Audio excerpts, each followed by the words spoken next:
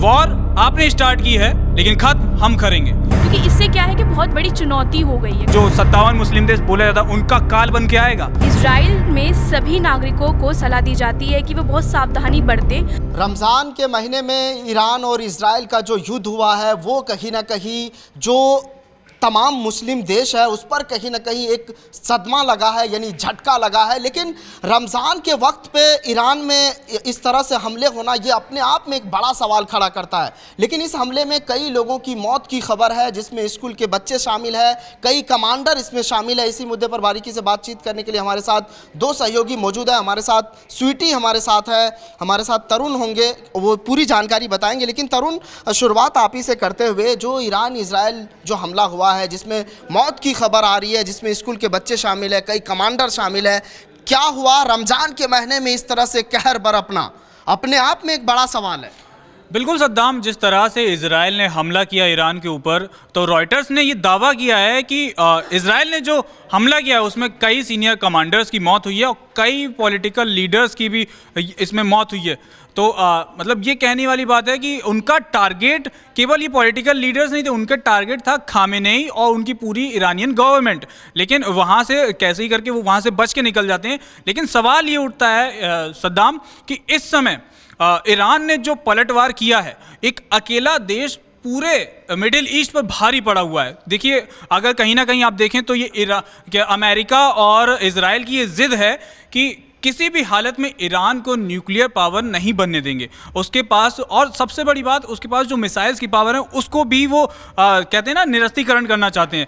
तो ईरान ने ये दिखा दिया है कि हम झुकेंगे नहीं। और ईरान ने ये दावा भी किया, उन्होंने बोला भी है कि वॉर आपने स्टार्ट की है लेकिन खत्म हम करेंगे। ये खुद बोला है ईरान ने, यानी कि समझ लीजिए कि अकेला होने के बावजूद भी वही दिखा रहा है कि मैं किसी से पीछे हटने वाला नहीं हूं। और डोनाल्ड ट्रंप भी खुद कहते हुए नजर आए कि जो मैं करने वाला था, जो मुझे करना था वो मैं कर चुका हूं। अब ईरान की जनता से वो कहते हुए नजर आ रहे हैं कि अब आप टेक ओवर कर लीजिए ईरान की गवर्नमेंट को। यानी कि साफ अंदेशा है और साफ संदेश है कि भाई अब ईरान पर कब्जे का समय आ गया है, क्योंकि उनके पास अब यही है कि मेरे को रिजीम चेंज चाहिए।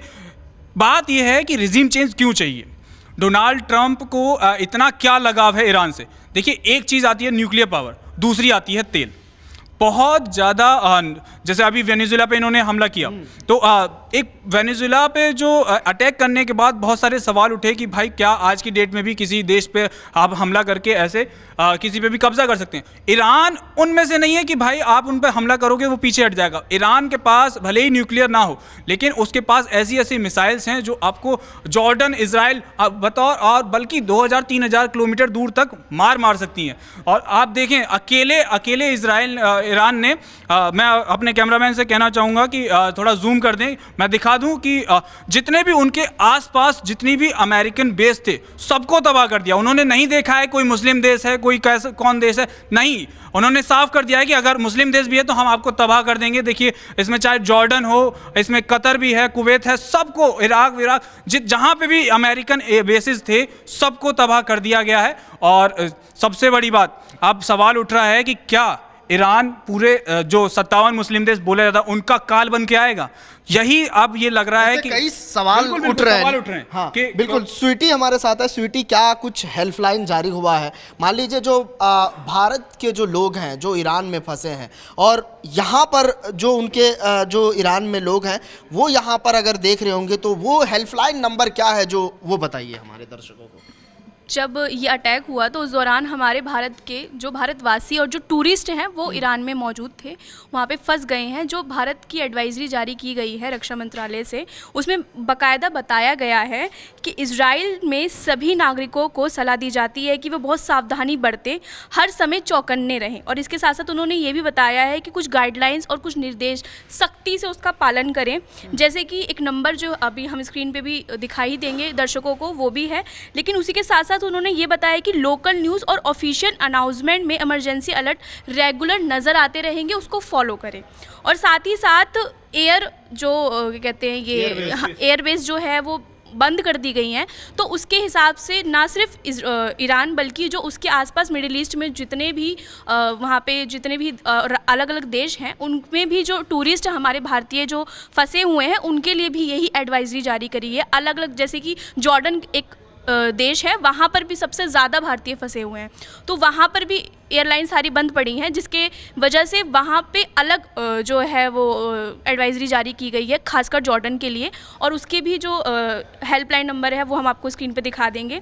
और लगातार हमारी जो भारतीय जो रक्षा मंत्रालय है वो लगातार एडवाइजरी पे एडवाइजरी ला ही जा रहा है, हेल्पलाइन नंबर भी ला रहा है, और ख़ासकर ईमेल वगैरह ये जो चीज़ें हैं ये सब कुछ हमारे भारतीय जो अभी, क्योंकि इससे क्या है कि बहुत बड़ी चुनौती हो गई है खासकर ईरान और इजराइल के बीच जो चीज़ें हैं, क्योंकि अभी हम हाल ही में प्रधानमंत्री जी होकर आए हैं इजराइल से, तो देखने वाली चीज़ है कि कहीं ना कहीं अमेरिका तो है ही टारगेट पे, भारत का क्या जो एक वो है उस पर देखने को होगा। जिस तरीके से उन्होंने बताया कि खैमेनाई जो हैं वो खुद ईरान से जा चुके हैं, कई बंकर में शिफ्ट हो चुके हैं, या जो भी जैसा भी वो है टेक्निकली जो चीज़ें हैं वो सब हमें देखने को मिली हैं वहाँ पर। ठीक है तरुण, भारत और जो के लोग जो वहाँ रह रहे हैं उनको क्या दिक्कतें सामने जो है करना पड़ रहा है और क्या तकलीफ़ें हो रही है वहाँ पर, और उनको निकाला कैसे जाएगा जो लोग ईरान में? बिल्कुल सद्दाम, देखिए तकलीफ़ें तो होंगी ना, क्योंकि वहाँ पर जैसे आप पहले से ही वहाँ का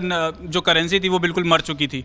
अब उस जगह पर हमला हो जाना, तो आपको पैसे तो गाइडलाइंस जारी कर दी गई हैं कि आप जो भी सेफ जगह हो आप वहाँ पहुँच जाइए। लेकिन मैं एक चीज़ कहना चाहूँगा सद्दाम कि इस हमले का दो तरीके से आप देखिए, भारत पे क्या असर पड़ेगा हम उसके बारे में अभी आगे बात करेंगे, लेकिन दो देश जो हैं इसमें फ़ायदा उठा सकते हैं। देखिए अगर रसिया इसमें बीच में कूदा तो अभी हम लोग नहीं जानते कि रशिया और ईरान के बीच हो सकता है कि पीठ के पीछे से उन्होंने शेयर भी कर दिया हो कि अपने औजार वगैरह अपने मिसाइल्स वगैरह भेज दी हो, क्योंकि रशिया का ईरान को सपोर्ट रहता है। तो अगर रशिया ईरान की तरफ से उतरा तो मतलब समझ लीजिए कि तबाही हो जाएगी, क्योंकि रशिया और अमेरिका की भी नहीं बनती है।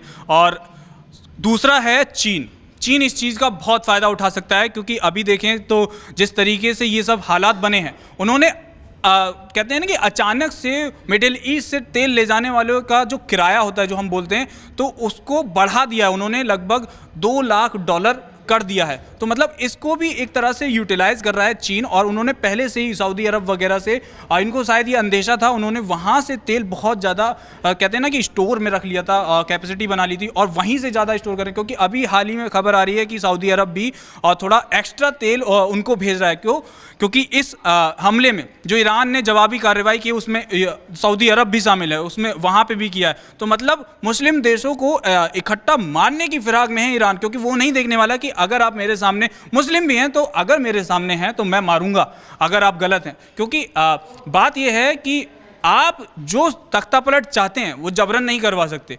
क्या बाहर बैठे हैं अमेरिकी, आपने एक देश में करवा दिया, आप वही चीज़ सेम दोहरा रहे हैं, तो आप आगे चल के क्या कहेंगे? अगर रशिया जो पुतिन अगर जेलेंस्की को कब्जे में कर लें तो आप क्या जवाब देंगे? अब चलिए बात कर लेते हैं इसमें इंडिया को क्या फ़र्क पड़ने वाला है। इंडिया को फ़र्क ये पड़ने वाला है, देखिए आपने भी सुना होगा चाबहार पोर्ट, वो हमारे लिए बहुत इंपॉर्टेंट है। वहाँ से हमें कजाकिस्तान से हम बहुत जैसे रेयर अर्थ मिनरल्स है ना, हम वहीं से इंपोर्ट करवाते हैं। तो अगर हमारा चाबहार पोर्ट वहाँ से जाता है, क्योंकि ईरान पे ये होता है, तो हमारा जो मिडिल ईस्ट से कनेक्शन है ना वो एक कहीं ना कहीं टूट जाएगा, और इसका फ़ायदा पाकिस्तान उठाएगा। पाकिस्तान इस फिराक में बैठा है, क्योंकि अमेरिका अगर जैसे ये जंग अगर लंबी चलती है तो अमेरिका पाकिस्तान का इस्तेमाल कर सकता है ईरान पर हमला करने के लिए, क्योंकि अपने उनके बेसिस पे अपने ट्रूप्स डाल देगा और वहाँ से इस्तेमाल करेगा। तो इसलिए ये भी है कि पाकिस्तान चारों तरफ से ईरान को घेरने की कोशिश हो रही है। अब्राहम लिंकन पहले से वहाँ तैनात है, और जो कहते हैं ना कि एक वो लाइन है वो सी में जिसको बोलते हैं हम स्टेट ऑफ ह्यूमर, ऐसे करके कुछ नाम है, मैं भूल रहा हूँ, उसको रिकॉल नहीं कर पा रहा, लेकिन हॉर्मुज, स्टेट ऑफ हॉर्मुज है।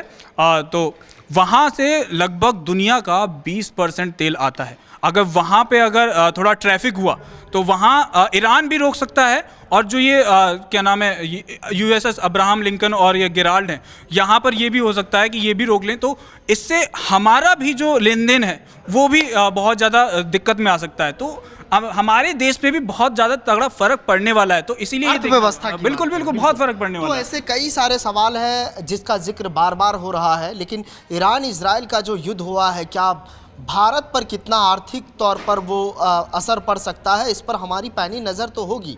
लेकिन जवाबी हमले में जो ईरान ने इजराइल पर हमला किया है वो कहीं ना कहीं एक चौंकाने वाली बात है, जिसका जिक्र तरुण भी कर रहे थे कि जो रूस अगर मान लीजिए कि अगर अंदर खाने से अगर बात की जाए कि अगर मिल करके ये हमला किया गया होगा, क्योंकि सद्दाम अगर देखें तो ईरान ने भी, चाहे आप तेल अवीव लें चाहे आप दोहा लें, तेल अवीव से लेकर दोहा तक उन्होंने हिला कर रख दिया है, उन्होंने दिखा भारत दिया में है। तेल तो खत्म नहीं होगा ना। अरे अभी कहाँ से भाई, देखो हमारे पास केवल एक ही सोर्स नहीं है ना।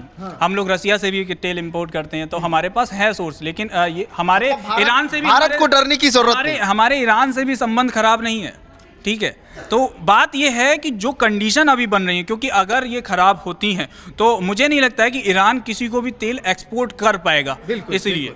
तो भारत के तमाम देशवासियों को डरने की ज़रूरत नहीं है। प्रधानमंत्री नरेंद्र मोदी इन पर पैनी नज़र रख रहे हैं जो ईरान इजराइल युद्ध हो रहा है। लेकिन आप इस मुद्दे को लेकर क्या सोच रहे हैं, कमेंट कर बताइएगा ज़रूर। कैमरे के पीछे मिन्हाज है, मेरा नाम सद्दाम करीमी है, आप मुझे जनतंत्र पर देख रहे हैं। बहुत बहुत शुक्रिया।